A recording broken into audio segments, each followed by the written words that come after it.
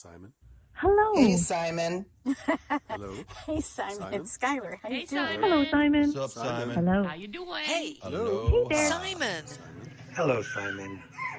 Hello, Simon.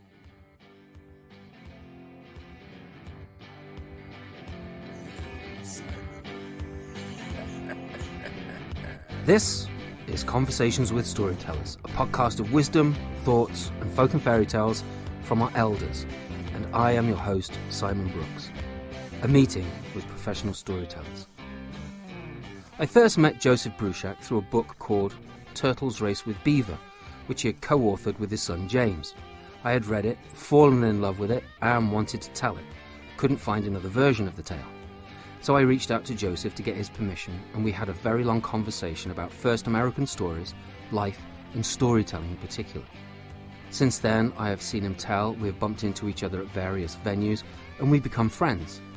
Joseph is not only a highly talented Abenaki storyteller, keeper of traditional tales, but also a highly acclaimed writer and poet. I nominated him for the National Storytelling Network's Talking Leaves Award. Of course he got it. I am thrilled to have him join the alumni of Conversations with Storytellers. Joseph Bruchac, thank you so much indeed for joining me for Conversations with Storytellers. I'm very excited to have you on the show. Oleonin, my friend. Thank you very much.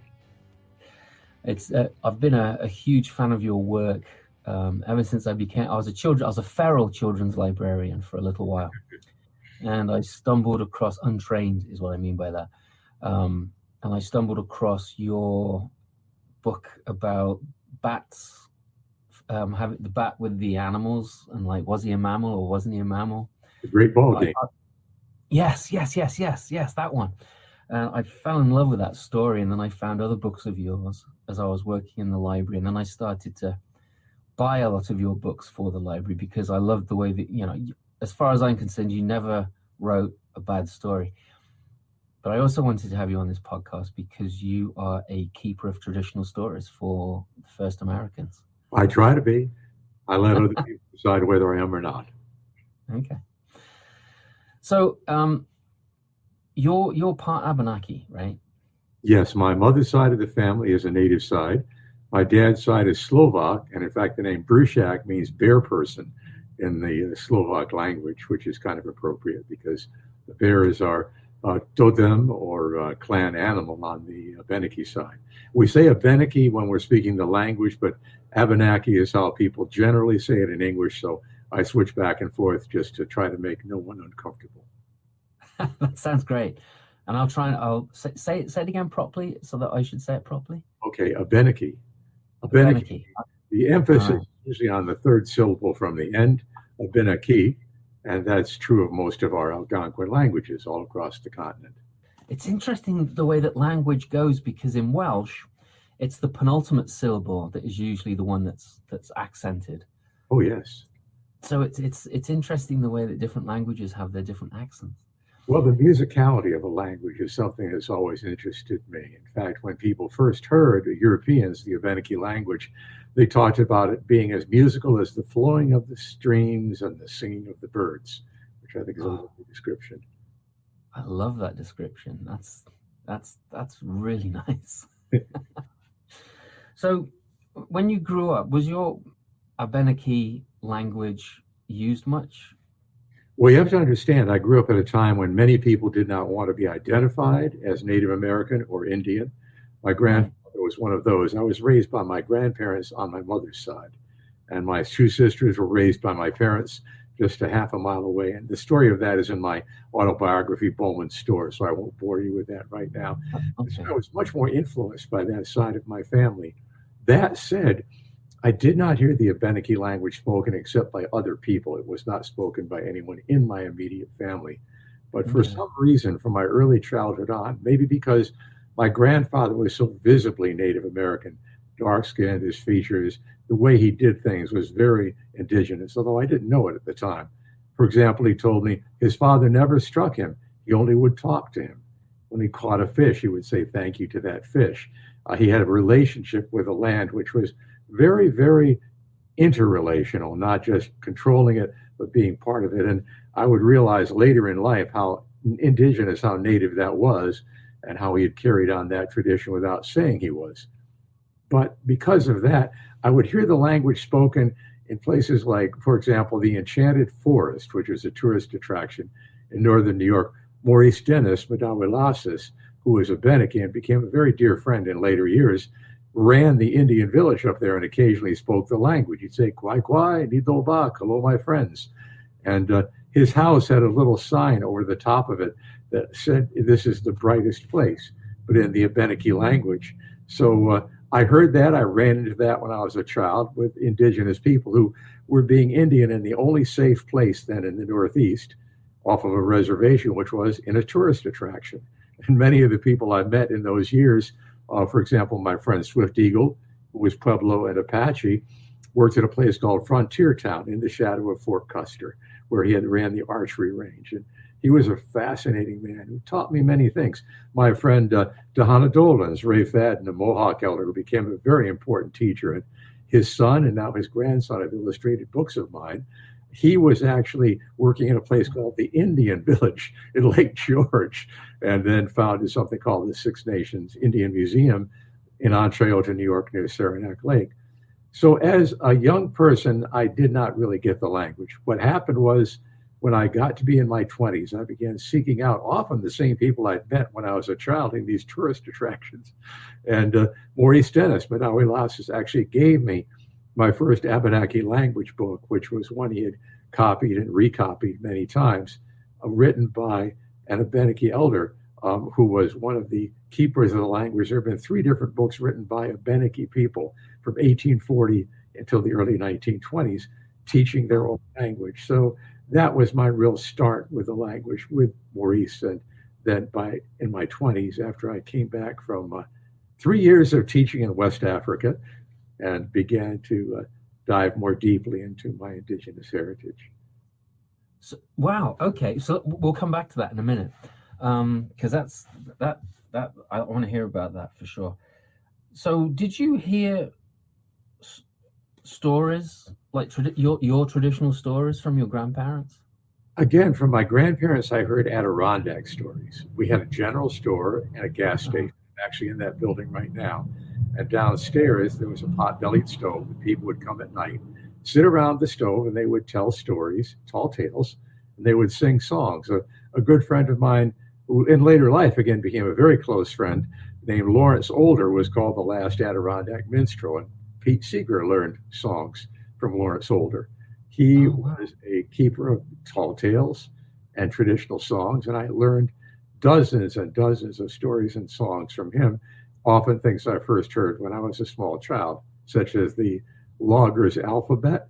So instead of A, B, C, D, E, F, G, we'd hear A is for axe, as you very well know, B for the boys who can swing them also, C is for chopping so early begun, D for the danger we oft times must run. So I developed an ear for hearing stories and listening as a child, but I did not hear those traditional stories. I found them in books. I heard them again told at places like the Enchanted Forest or Frontier Town, where Swift Eagle, actually, though he was Pueblo Apache, was often telling what I later discovered were Haudenosaunee Iroquois stories. And later I'd find them in the Seneca language and say, "Oh my God, this is a story that Swifty told me," except he told it with a coyote, and the traditional story has Fox as a trickster. So that was an interesting process of discovery for me. After 1969, I came back from Ghana after having been there for 3 years. I'd gotten my bachelor's degree at Cornell University, my master's degree at Syracuse. And then when I came back home, began really searching out and learning more of those things. So my kids grew up hearing the Abenaki language, or Abenaki, being spoken. Not very well, but being spoken. We used words in the language all the time. We had a dog named Balsam, which means wolf. And so my son, Jesse, in particular, became fascinated with it and has devoted the last 30 years of his life becoming completely fluent in the language. We tell stories bilingually together, and he is the director of the School of Abenaki at Middlebury College, which he founded 3 years ago. So that is a roundabout relationship between myself and the language that was really from my adult years on. And then my kids, from the first moment they breathed, they heard the language being spoken, or at least referred to. Wow.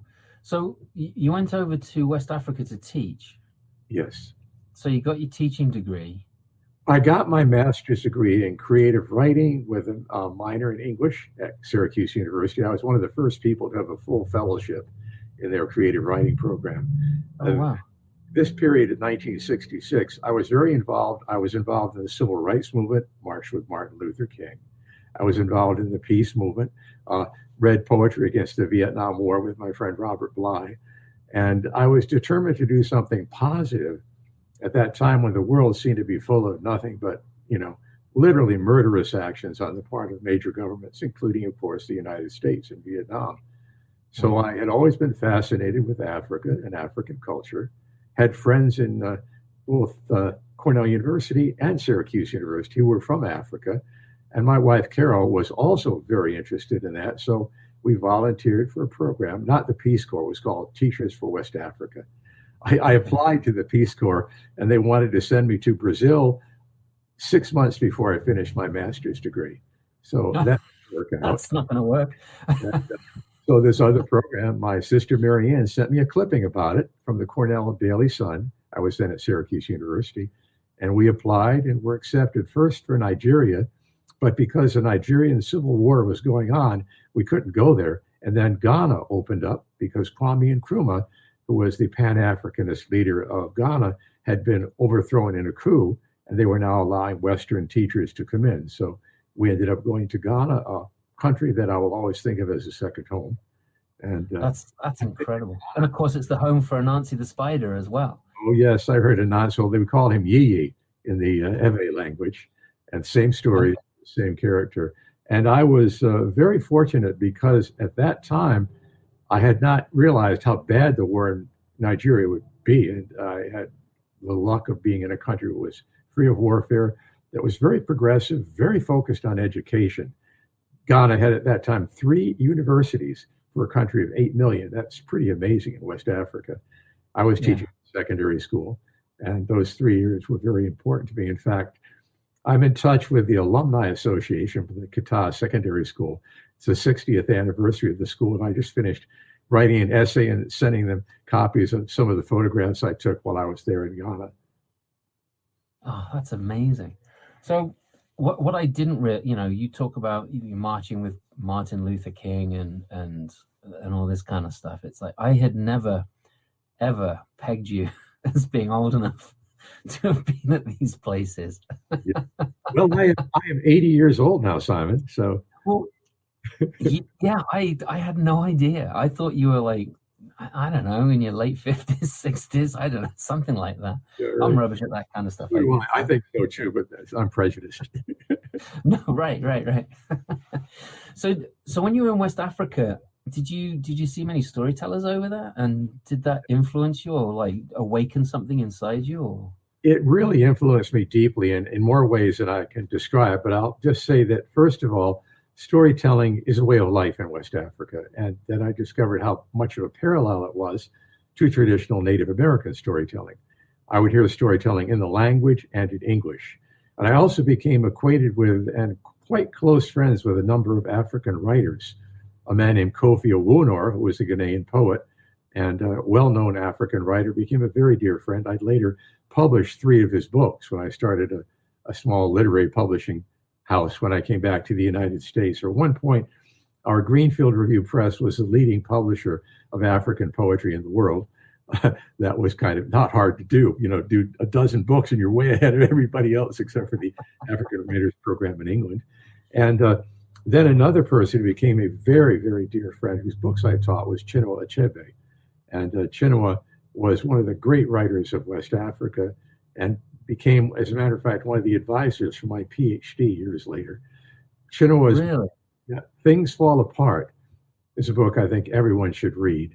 I learned so much from that book because it's integration of colloquial English as spoken in Nigeria, of traditional storytelling, of history, and of telling the story in a very, very, I would say, African way, was something that influenced me. And I actually dedicated and have mentioned a number of times his influence on me as a writer and a storyteller.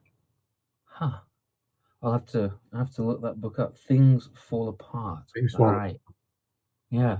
So when you came back to the States, having been immersed in storytelling or being awakened in storytelling, maybe a bit more than you were before, who were the first people that you went to?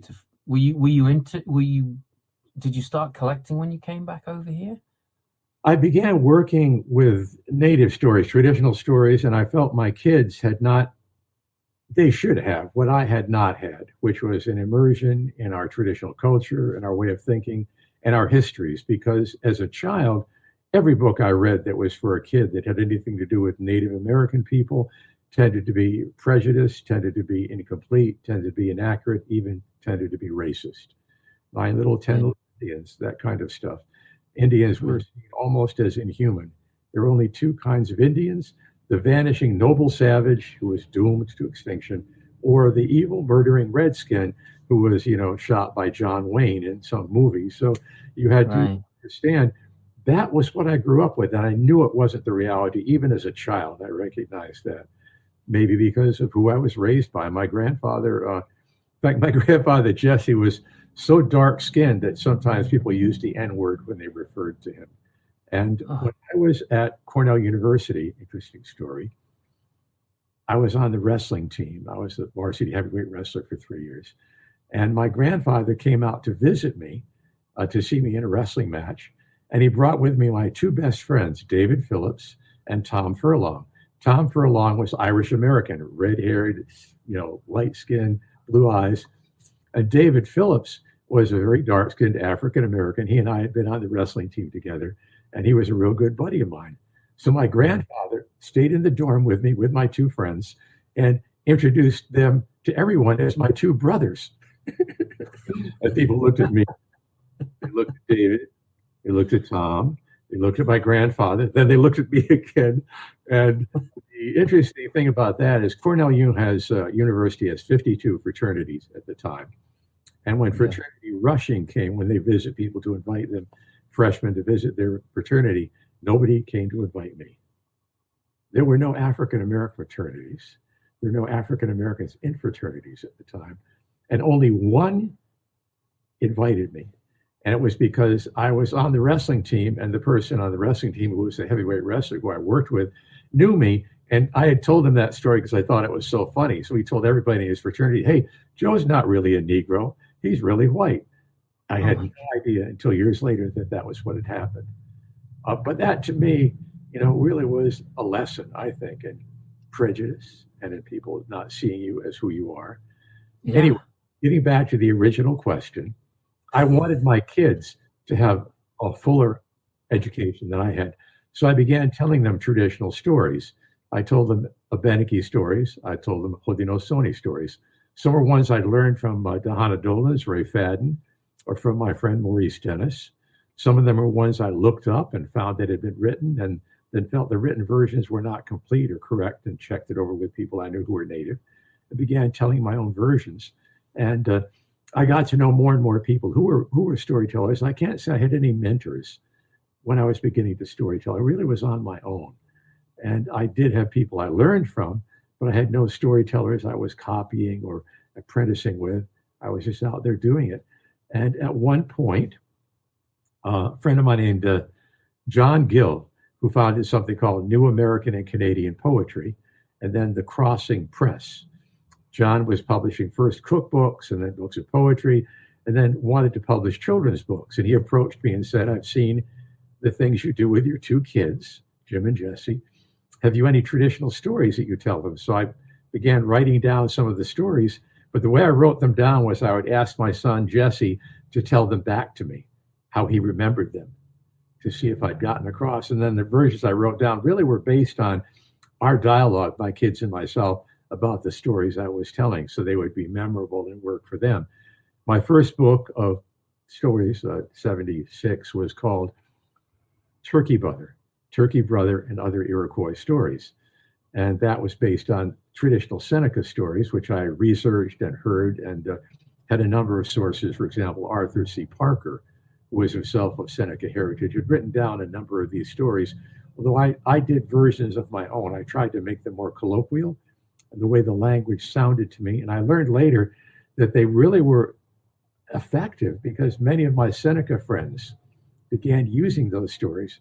In fact, a friend of mine who actually taught the Seneca language would bring the book into her class and have the kids translate it back into Seneca because she said it worked really well. The way I'd written it was very much like Seneca, and that then they could then use that for Nandogawaga language to produce a story which is close to the original. And that is one of the greatest things that's always been my experience, that whenever I find a traditional Native community that likes what I've written about their community, then I feel like I've really accomplished something.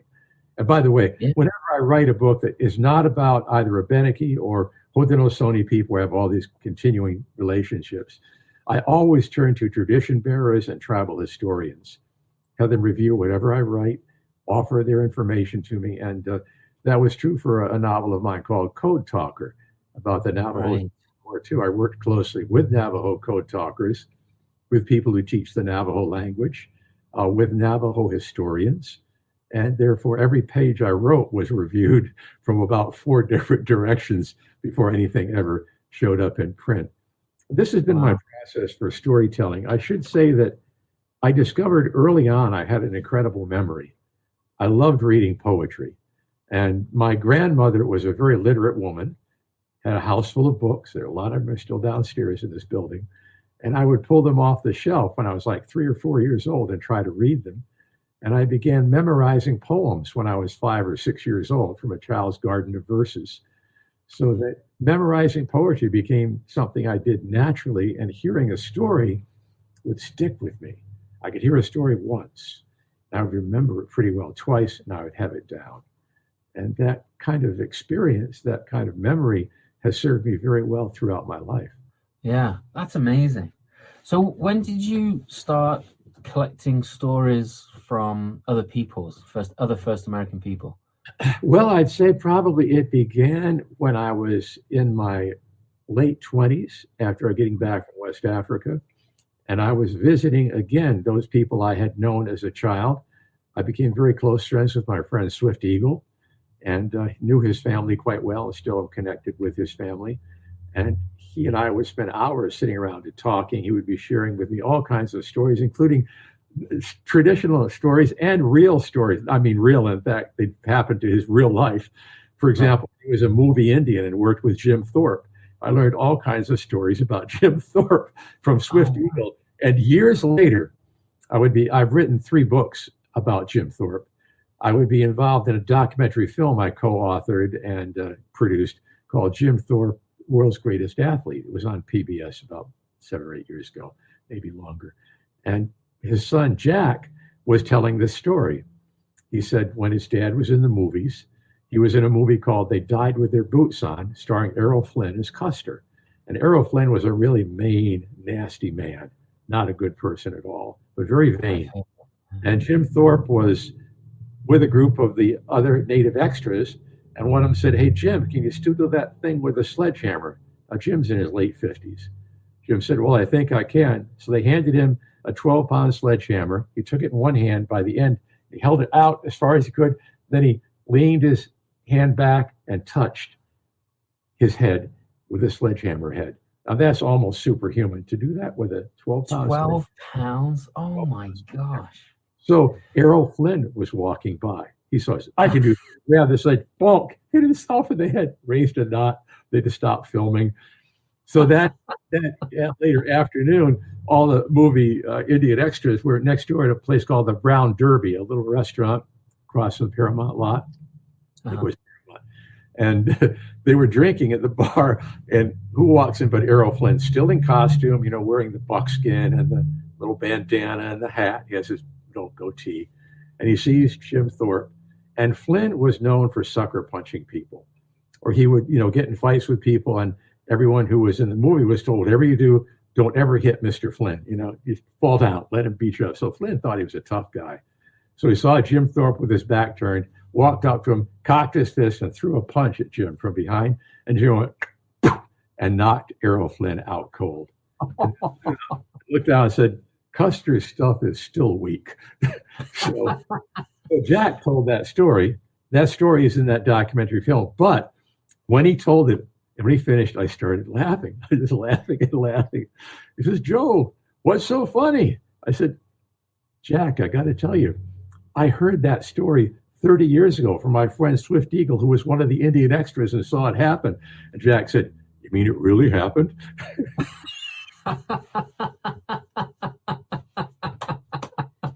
Oh my gosh, I love that. So those kinds of stories I heard, as well as the traditional stories. Right. If my friend Ray Fadden, if I went to Ray Fadden's Six Nations Indian Museum, we'd say, Joe, come in here, sit down. You got to hear this story. Just tell me the story. That's excellent. Jim Thorpe, sorry, he fascinates me as a human being. We actually went to the Jim Thorpe, Pennsylvania. Right. And we toured the prison that's there, which is quite an interesting place in and of itself. Mm-hmm. And I did some people were talking about Jim Thorpe and why the town was called Jim Thorpe, which is a sad story. It is a sad. It used to be called Mouch Chunk, which means the mouth of the bear, which is a great name, but they decided they were going to change when they combined two little towns together. The whole story of how Jim Thorpe ended up there is kind of sad because his wife, Patsy, his third wife, basically sold his remains to the town.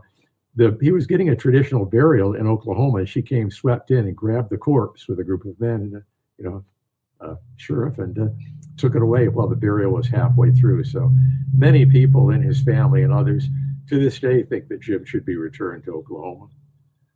I would agree with that.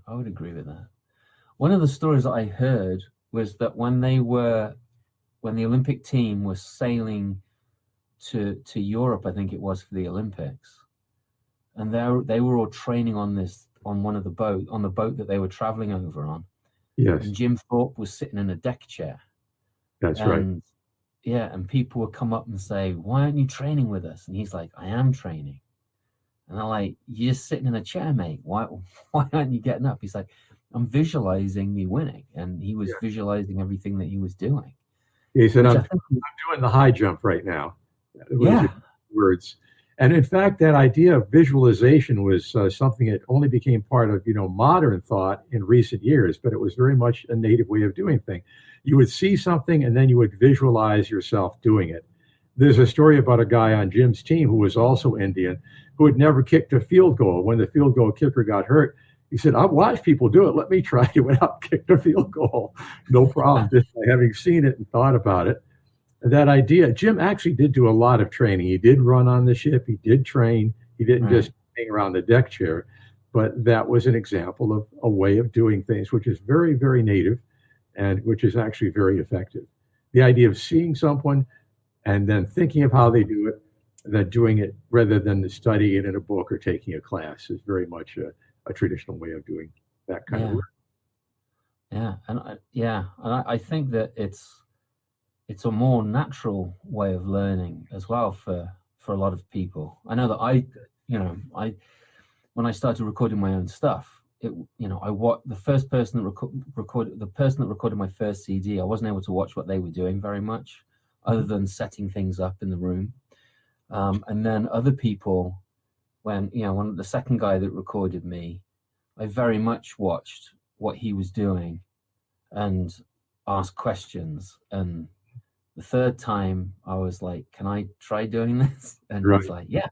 And I'd play with it. And then the third CD, I recorded it by myself, and it was just like, I love that way of learning. It's a lot easier for me than other people. Yeah, Jim Thorpe, what a character and what a life. Talk about prejudice and everything. It's, he fought it all, didn't he? He did. So where did you had your Apache friend that you would go out and visit. Where else did you travel in the US gathering stories? Well, it would be hard to name all the places I've been because everywhere I go, I run into native people. And everywhere I go, I hear stories. I think that's kind of the way it works. There are stories there to be found if you just listen. And listening is one of the most important things you can do. And sometimes you may not even realize what you're listening to. You think about it later. and it comes to you, that idea of what something is. And I could actually start naming storytellers who are friends of mine. For example, Gail Ross. I learned a great deal from Gail Ross. Dovey Thomason. Again, I've learned a lot from Dovey. And other people who are little known or not known, who are people who are just out there, for example, within the Abenaki community.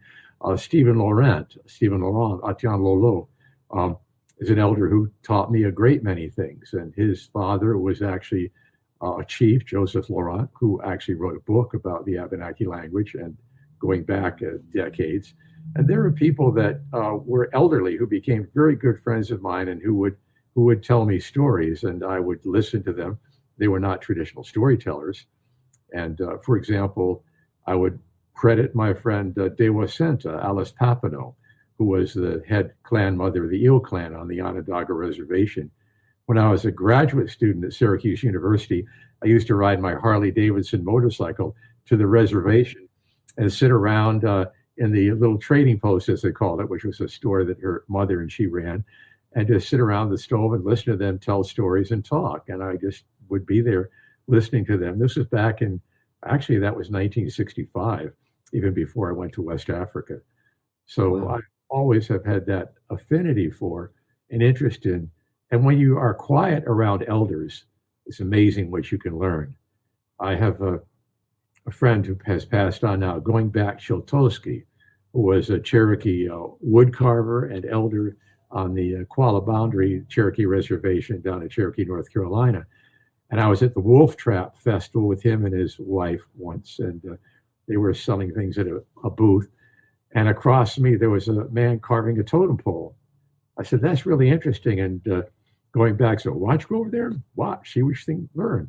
So I went over and watched, and as he was carving, people kept coming up and asking questions and then leaving before he answered. You know, that's how people do that. Oh, what's that? Oh, just working away. Finally, it got around lunchtime and the crowds had cleared out. And Mr. Paul, the person who was carving the totem pole, looked up and said, hey, come on over here, help me turn this over so I can work on the other side.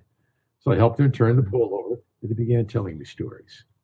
Now, because I stood there watching all that time, about an hour, not saying a word, while other people asked questions, he knew they weren't interested, but he knew I was. And he knew he could trust me, even just to help him with the pole. So I helped him turn it over, and then he started telling me stories. And some of the raven stories he told me I still remember to this day. So the raven is often carved on top of the pole. So that idea of being a listener, if I go to any one of my stories, I can probably tell you the story connected with that particular story and how it came to me. And I also... heritage of it, yeah. That's important too, I think. And because I have a PhD, I have all this academic qualification, I can do all the research, I can actually, go to libraries, look things up. I can find versions of stories that are incomplete and fill in the rest of that story from my connection with people who are in that culture and understand that language. I also have often taken things that are in another native language and done a retranslation of them. And some of the Mohawk stories I tell, I can point you to a book that was published by the New York State Museum about 40 years ago that collected those stories bilingually. And I can go through them, page by page, line by line, and do better translation. In fact, because I've heard the story in some cases or know other versions of the story. So that when I tell the story of, let's say, the cannibal skeleton, as it's called in Mohawk, I incorporated that in a novel of mine called Skeleton Man. And I've told that story many times, but I came to it in several different ways, including my deep connection with Native people. I have to mention, for example, my friend Dahana Dolans.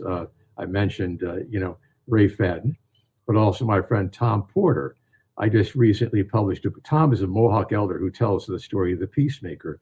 And just about, perhaps a year ago, this book came out called A Peacemaker for Warring Nations. It's a story of the founding of the League of the Haudenosaunee. It is illustrated by David Fadden, who is the grandson of Dahana Dolans, Ray Fadden. Kagelon is his Mohawk name.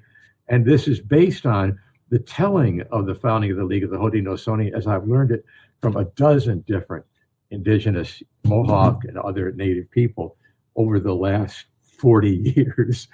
And I Wow. credit them in the front of the book. In fact, crediting people is very important. Saying where the stories come from, acknowledging, and also paying back in any way you can. Tom, for example, runs a community called Ganajo Halege, and it's a Mohawk community along the Mohawk River on the site of an ancient village, 40 acres. And it's a long story about how they came back there, fulfilling the Mohawk prophecy that one day their people would return to their homeland from Canada and the North United States border with New York State, where they ended up in several reservations. And when I think of my association with Tom and all I've learned from him, I'm always donating money to Ganacho Lege. Just a few weekends ago, I acted as the master of ceremonies for a fundraiser for the Ganacho Lege community. My novel, Code Talker, I learned so much and gained so much from those code talkers. I have always sent some portion of my royalties for that book in some fashion or other to the Navajo Nation. For example, during COVID-19, I regularly donated and still donate money to the various COVID relief funds for the Navajo Nation, including the Hopi and Navajo Nation COVID Relief Fund, which is still available. You can find it on the internet. And that idea of paying back, of maintaining a relationship, I think is really important. And we should not forget that we are people who, as our old saying goes, we share to survive. And when you have something, you have to give something back. Yeah. Yeah, the story of the Code Talkers is incredible because it was the Navajo language that helped us as allies win World War II to some degree. Yes. Right. I think it was a large part of it anyway. Right. And these were all men who in school were told never speak our language. They were beaten if they spoke a single word in the Dene language. And yet they were asked by the United States Marine Corps to use that forbidden language to create what turned out to be the only unbreakable code in World War II. My first wife, Carol, we were married for over 45 years. She passed away in 2011. And I was very close with her family, but her mother was from Oklahoma and had Indian ancestry, but never talked about it. And when Carol and I started dating, her mother was really worried. She said, but Indians are so dirty. This is back in the 1960s. But Indians are so dirty. Well, that prejudice in so many ways, still to this day. Yeah, right. Yeah, I was hanging out with one of my American cousins back in the 80s. Mm-hmm. And he was a pilot for Delta, and he had another pilot with him who was African American, and they were out fishing on this lake. And my cousin Bruce, he was rowing the boat, and the guy that he was with, being African American, was spotted by some other people out fishing who were white, and they called out to Bruce, "Hey, why isn't the other guy rowing?" Right, and it's like this is like the 1980s. Oh yeah, sure. In the UK, you'd never hear that. No. I mean, people. Racism does exist in the UK, right? I mean, it does. Everywhere. And I'm not saying that it doesn't. But if you were to say that out loud in public, back in the 80s, that you would have that would have been trouble. Case in point. But here, they just ignored it. Now, this year, what happened when the Queen's favorite companion made that remark to a woman of African Caribbean ancestry, like, where are you really from? And in England, that was a huge error, and people really rightly called it a task. That kind of stuff happens all the time to this day here in the United States, and nobody ever complains about it, or hardly ever complains. But where are you really from? Oh, you have such lovely brown skin. Things like that. If you're being really patronizing and sweet, which some people are. So, yeah, unfortunately, that's part of the makeup of this country is a very deep ingrained racism. And as a matter of fact, I didn't mention this. I've mentioned it in writing many times. One reason why Abenaki was not being, claimed as an ancestry in many parts of the Northeast was because of what happened when you were recognized as a Native American. In Vermont in the 1930s and in the 40s and 50s, they had a eugenics project identifying and sterilizing Native Americans. There's actually a book recently written called Building Better Vermonters, which is about the Vermont Eugenics Project. And I know of families up on Monument Road in Swanton, Vermont, who will tell you that they had like dozens of aunts and uncles or relations who could never have children because they went to one of these free mobile clinics, and without realizing the paper they signed, they had been sterilized. And I have a friend named Judy Dow who says that she has more than 20 members of her family who were on the list for the Vermont Eugenics Project, whether they were sterilized or not. So being Indian was not a safe thing in the state of Vermont. And back in 1985, a friend of mine named Wolfsong, who was a storyteller, he's since passed on, and was kind of my apprentice in some ways, a very dear friend. He called me up, and it was when he first getting known as a storyteller. He said, "I got a call from my aunt today, Joe." She was all upset. Why? He said, "Well," she said, "now people are going to know who we are, and they're going to come and get us." Wow. She was still afraid that they were going to come and get her because she was identified as a Abenaki. That's crazy. Yeah, it is. It's nuts. Why can't we just get on and Move on. live together and accept one another and be nice? Well, I It's think like, how hard is that? we listen to each other's stories. Those stories remind us of our common humanity. It's always done that. Right. And I found storytelling is a way into people's hearts, a way of making things in a way they would otherwise not be. I'd like to tell you a story about my son, Jesse, as a matter of fact. So how old is Jesse? Jesse is now in his late 40s. Okay. And my son, Jim, is in his 50s. Jesse is 48 right now, as I recall, 48 or 49. Okay. But Jesse grew up learning the language. And as I said, devoted himself going up to Canada, to the reserve, where there were a number still of fluent speakers, and working directly with him for many years. But he and I went to the Yucatan Peninsula in 1992 because we were collecting stories from the Mayan people, from the Lacandon Mayan, and we spent a couple of weeks in the village of Naha. And then Jesse made friends with a young Mayan woman, and they were sort of dating for a few years. And he went down to Mexico with her, and they went again on the Yucatan Peninsula to this one historical site with an ancient temple. And when they got there, they were dropped off. She looked at Jesse and she said, "We've made a terrible mistake," because she looked around and she could see a lot of rough-looking people. And she realized this was about the Zapatista time. And it wasn't safe to be an American in some parts of Mexico. She said, "Oh, Jesse, I'm so sorry I brought you here. I think we're really in trouble. We won't be able to get a ride back for a couple of hours until the driver comes back or this car comes back." And Jesse said, "Don't worry." This group of people came up to me and said, "Hey, let's sit down together over here in a circle. I want to tell you guys a story." And so he told them a story, and she was helping translate it in Spanish.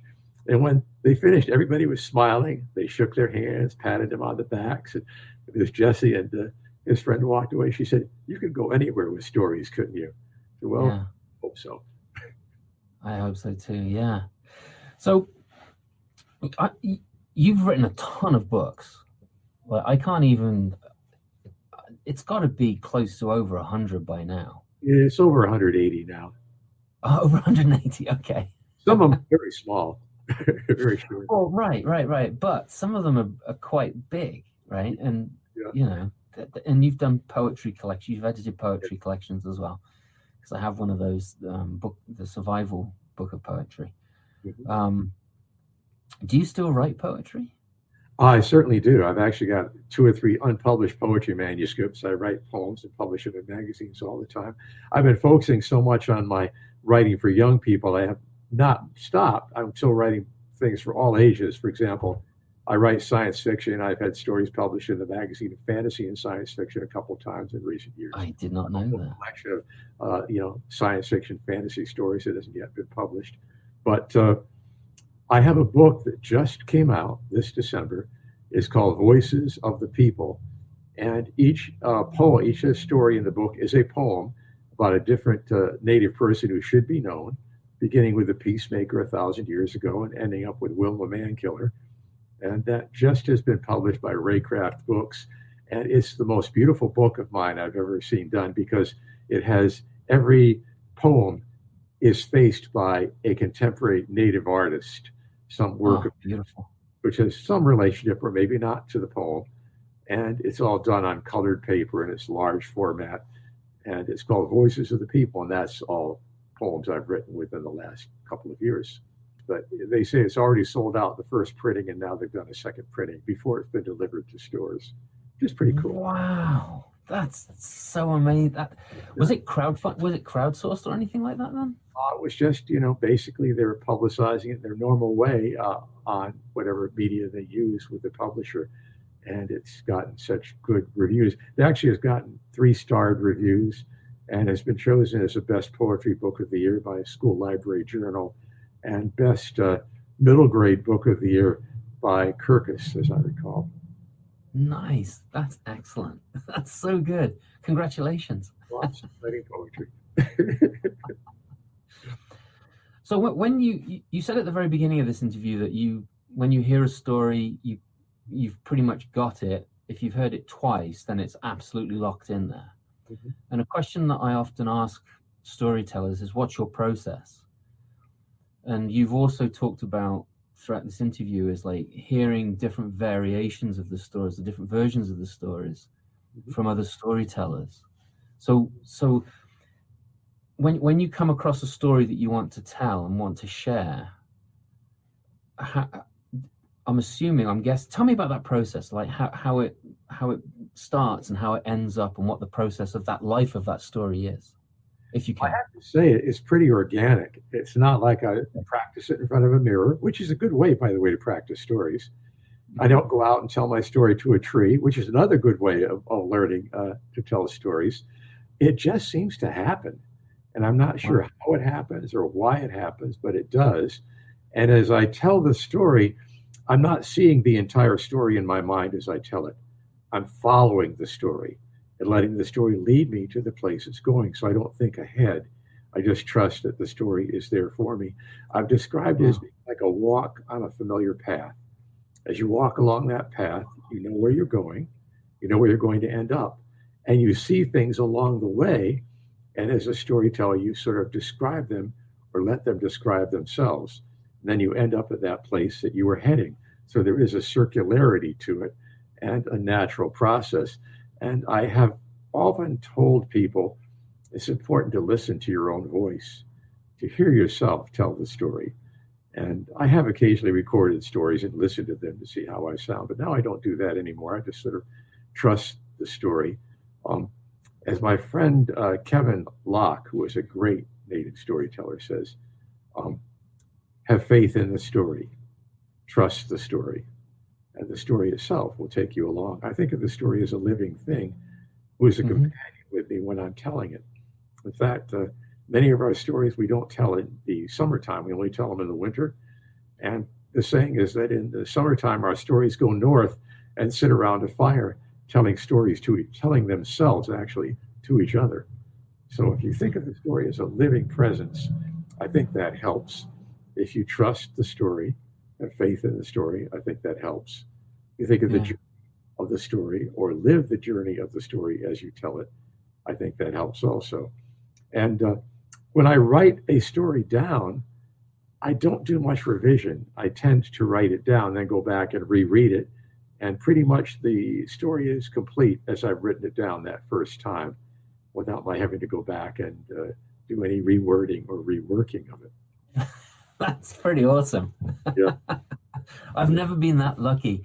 I wrote a story not that long ago, and I was like, this is such a great story. I love this story. And I recorded it and I put it up there on my podcast, and I sent it to a couple of publishers and didn't hear anything back. And I was like, I got to send it out again. And I reread it and I was like, yeah, that's why it got rejected. Yeah. I've got to do some work on it. My process as a poet is different. As a poet, I write a first really? and then I reread it and write a second draft. I write another draft. This is original and not something that is traditional. When it's original, something I'm doing just on my own, and I do multiple revisions. My novel Code Talk originally started as a picture book, with Lee and Low, and I did 18 different versions at least of it. And then my editor at the time, Philip Lee, said, Joe, this should be a novel. I'll give it back to you and find another publisher, which was a very kind thing for me to do, because I then moved on to Dial, where I did 8 more revisions before it was actually finished. But see, that's writing something original, or some even historical writing. I do an immense amount of research.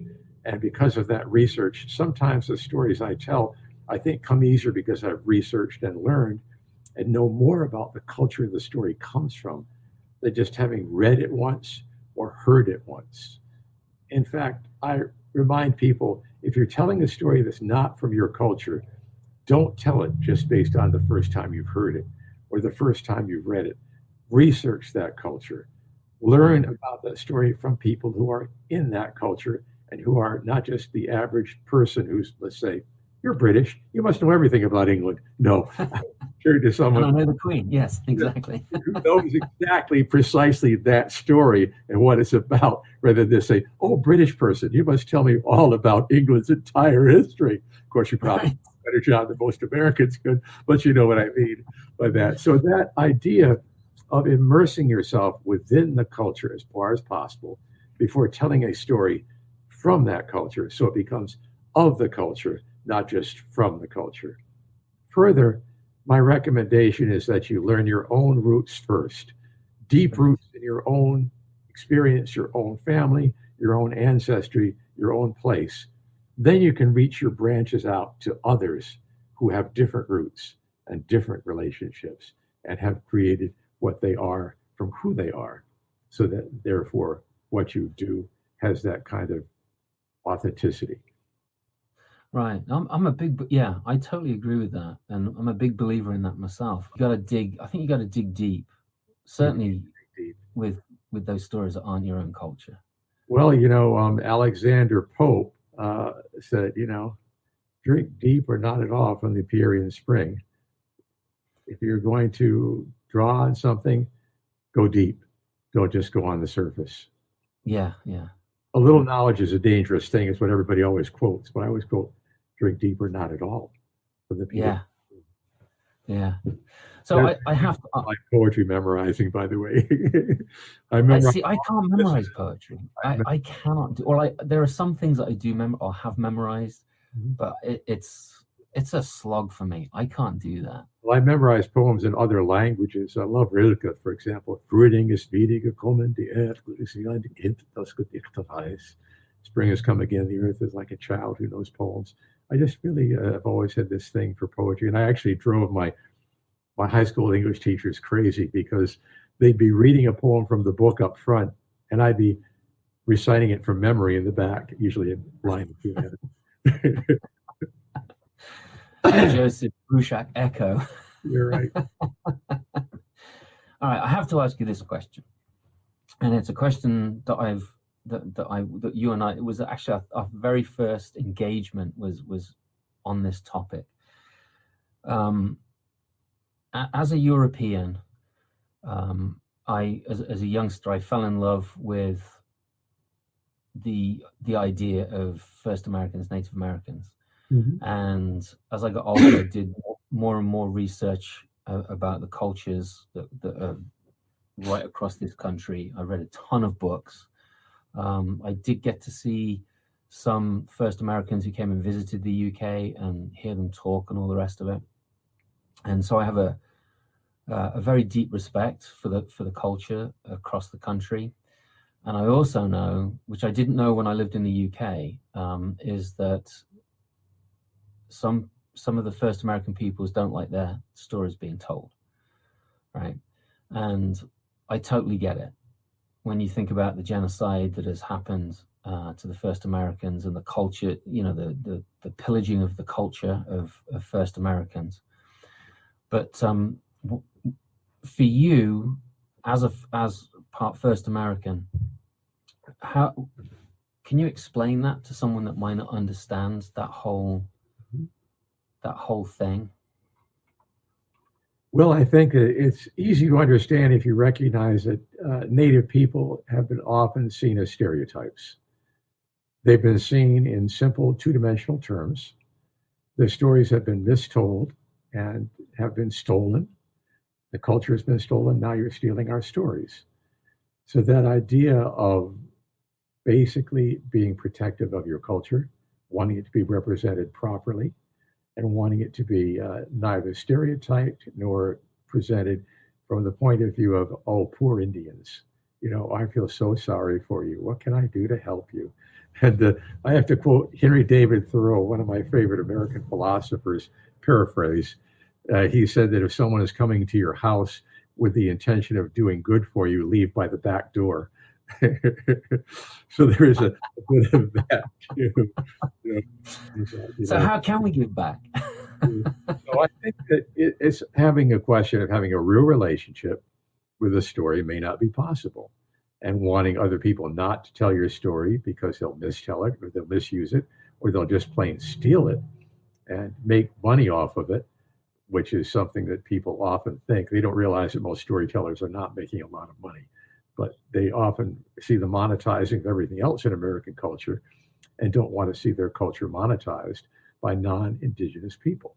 I think it's as simple as that. So develop a relationship with people. If you're going to tell their story, have a real relationship with them and make sure you know how to tell it well. If they say don't tell it, then don't tell it.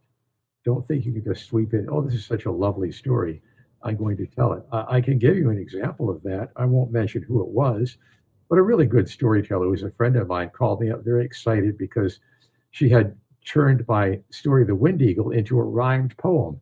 She was going to publish it as a book. And I said, don't. She said, why not? And I explained it to her in great detail for about half an hour. Then she said, you're right, I won't do that. But that idea that you could just take something and rework it and publish it happens all the time. It has happened all the time with Native American materials. They have been, taken away and published and printed and often misinterpreted. So if people say, we don't want you to tell our story, that's okay. Understand that is the case and just accept it. But the more you learn, the more people get to know you. They may say, it's okay for you to share this under these circumstances. Right. They feel like they can't trust you to do that. For example, years ago, I did a series of programs for a place called Symphony Space in New York City. It was evenings of native storytelling, indigenous storytelling. And we brought together storytellers from the four corners, including South America and including the far and the Northwest. And I was the master of ceremonies and told stories in between from those cultures that I'd learned from the people that they said I could tell within the framework of that. And Albert Whiteman, who was a Cheyenne rodeo rider and a grass dancer, told me the story of the grass dance so I could tell it. But he said, only tell it when someone is going to do a grass dance if a grass dancer has asked you to tell the story. I've known that story for over 40 years. I've told it 3 times in my life. Every time a grass dancer asked me, that I hear you know this story, would you tell it? I'll never write it down. I'll never tell it outside of that context. I recommend that you remember that example because there may be cases like that for you. And the more you're trusted, the more you learn. But if you do things, break someone's trust, don't expect that they'll trust you again. Right. Yeah. Well, yeah. I mean, there's one story of yours that I do tell, and we had that very long conversation about it. We had a long time. Yeah, it was a long time ago, and I don't tell that story very often. And when I do, it's always, I got permission from Joseph Bruchac. He, we had a conversation about this. It's a story of the Seneca people. They're based up in northern New England, Vermont, New York, and this is the culture that it comes from. As an Englishman, as a European, there's a lot on my shoulders when it comes to responsibility, and I know that, and I think that some people they don't realize that as much. Well, I do point out that England test marketed genocide in Ireland before they exported it to other parts of the world. Thank you, Joseph. Actually, I mean, of how stories go from culture to culture. I just wrote an a reversion of a story that was in Parabola magazine called Half a Blanket. And I have been telling that story for years. I learned it as a Mohawk story. I know it in the Mohawk language. And then Eddie Lenahan told it as an Irish story. And he said, we've had that story for a long time. And I thought, this is wonderful. That same story, the same cultural meaning.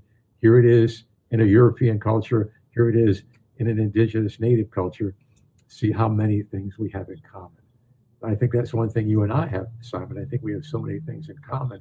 We can really discuss this as human beings and not as strangers. Right. Yeah, because I learned the story of Half a Blanket as an Irish story. Yeah, exactly. There's Irish in my family that goes back. Absolutely. It's a couple of generations back.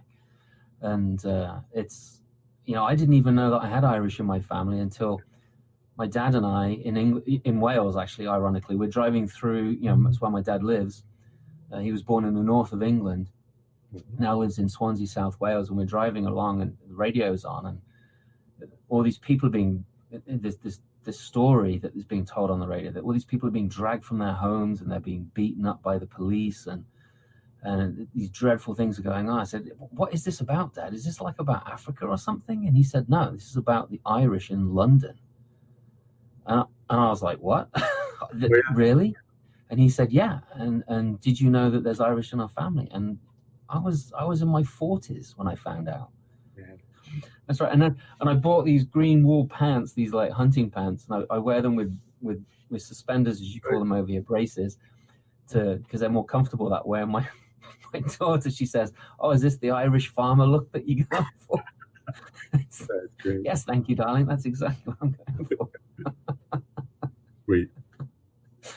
She's a gem. So Joseph, if someone came to you and said, I want to tell my traditional stories, stories from my own tradition, from my own heritage, what advice would you give those people? Well, I would say first, listen, be a good listener. Do a lot of listening, because listening is the first step. We have 2 ears and only one mouth, so better listen at least twice as much as we talk. And the more you listen to stories, the more you'll understand. In fact, there's a saying among the Hopi people, the more you know, the less you will fear. And I think that's also true. Know as much as possible before you open your mouth. I also believe that whatever your tradition is, there are many resources you can use to find it. You can research it. You can certainly find written things that are in libraries and are on the internet, although you can't always trust the internet. The internet's full of lies. True I statement. think you have to turn to elders within your culture. If you're lucky enough to have some in your family, listen to them. If not, seek them out and do it in a way that is respectful. That idea of being respectful also may mean being helpful, not just saying, what can I get from you, but what can I give to you, or what can I share with you? Or is there a way I can help you so that you become a person who has a direct relationship and not someone who's showing up at the door and saying, hey, I know, for example, whenever we would travel to an indigenous community back in 1990, we'd bring a whole load of presents to give to people before we even started, because that sets things off at a good tone. Here we are, we're coming to listen to you, but we want to give you this to show you our intent is good. So that is another way of doing it. I don't know how that particular thing would play out in a particular culture, but I would say that it varies from place to place. I also like to point out, I've already sort of hinted at this, that we all have 4 different roots we can turn to. One is our ancestry. That's a very important root. And in ancestry, we can find so many things. There's songs, there's stories, there's history. There are connections to people who you would not be here if they were not here. In fact, my son Jesse said something really wise to me the other day. He said, one of the people in one of his Abenaki classes said, I just don't know if I should claim my Abenaki ancestry because it's way back in the 1600s. And Jesse said, well, would you be here if they had not been? Wow, right. If they had not been. So we are directly connected, no matter how many generations we go back to those ancestors. The second thing we have is family. And listening to family is sometimes hard. There's always like an uncle or an aunt who just won't shut up, always telling the same damn story. Well, sometimes if you just listen that story can turn out to be very, the aunt is no longer with us. You wish you'd listen. So to listen to those people. The third thing is to know your place, the physical place you are in the universe. Know the land. Know the land you come from. It will teach you things. I have my friend Kevin Locke. I've mentioned Kevin. Kevin told me he was doing a program out in the Meskwaki community, which is near Iowa City, or Iowa City is near Meskwaki, I should say. And he was going to do a performance that evening, and he went out and walked in the fields, and he was listening to the wind, and he heard the sound of the wind was like a flute song. And he took his flute, began to emulate the sound of the wind, and created a whole new song based on that wind. So then he went back and he performed for the community. And after he was done, old man came up to him and said, "You know that last song you did?" One he thought he made up. "Yes." And the old man said, "I've always loved that song, but I haven't heard anyone play it in years. Who taught it to you?" Wow. "I heard it on the wind." And the old man says something like, "Well, that's the best way to learn it." Oh, wow. And then, of course, the fourth thing you have is your own personal experience. Trust your experience to teach you things, and don't minimize that. Because often you're learning lessons and you don't realize you're learning them until years later. You realize someone was teaching you a lesson, or something was teaching you a lesson. It could be a painful lesson. In fact, I like to, when I'm doing writing workshops in high schools love this. I say, write a story or a poem about the worst thing that ever happened to you in high school. You go, "Oh, yeah, I got something." And it's amazing how often some of them are funny. Some of them end up with kids saying, "I really feel I got control of this now. I feel good about it. I don't mind sharing it." But often, that's good. Don't look at those things that are difficult in your life or your heritage or your community. Then you don't look at what's honest.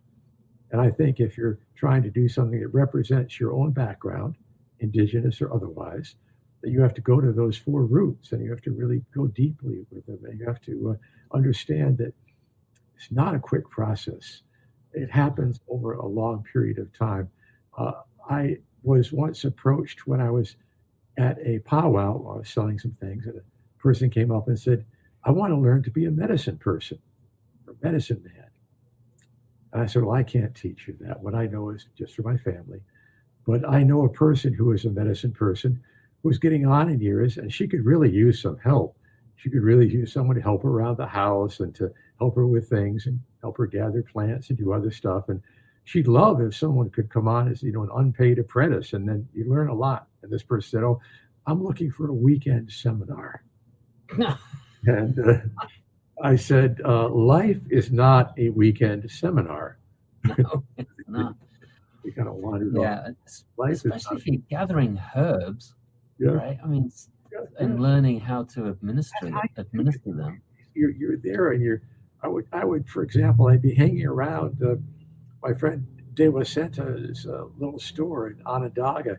We'd be sitting talking. She'd say, "Hey, Joe, take me to the supermarket. I got to go get some stuff." Sure. And I take her to the supermarket. We go get some stuff, drive back. She's talking the whole time.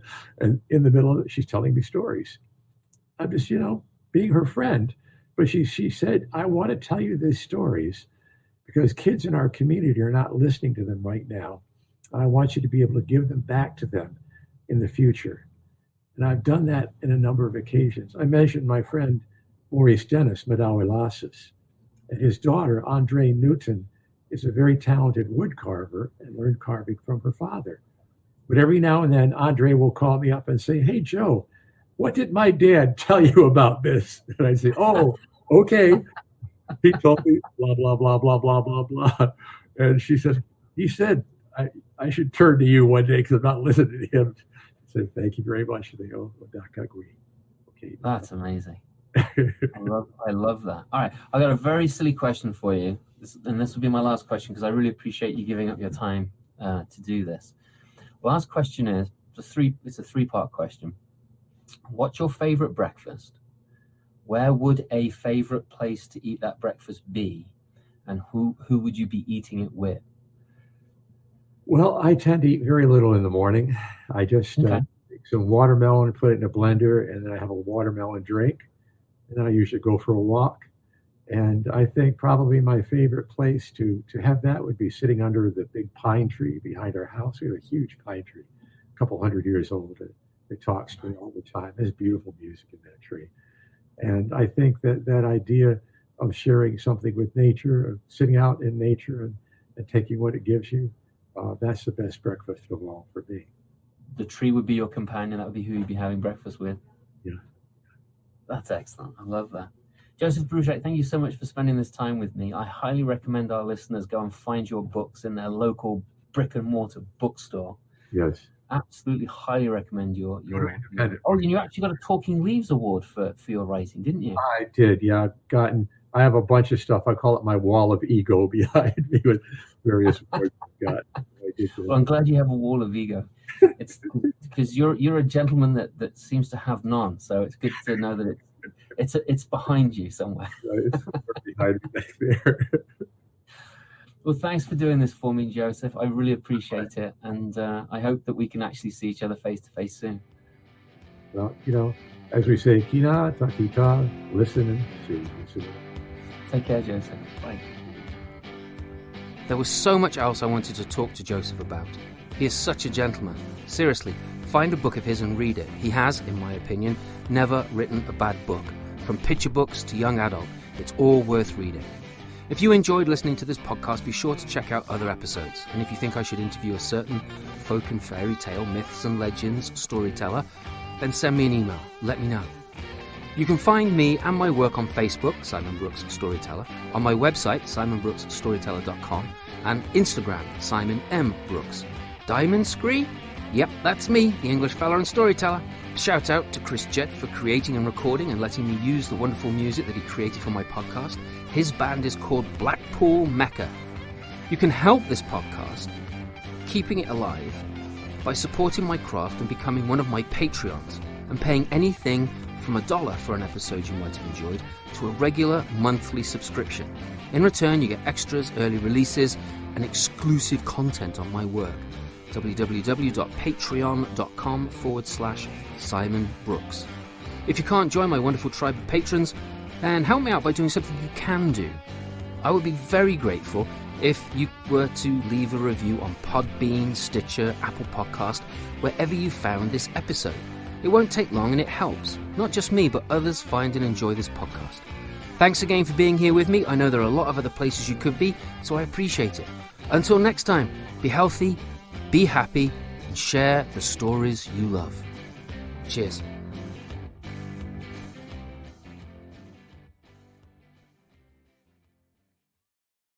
It's just a story.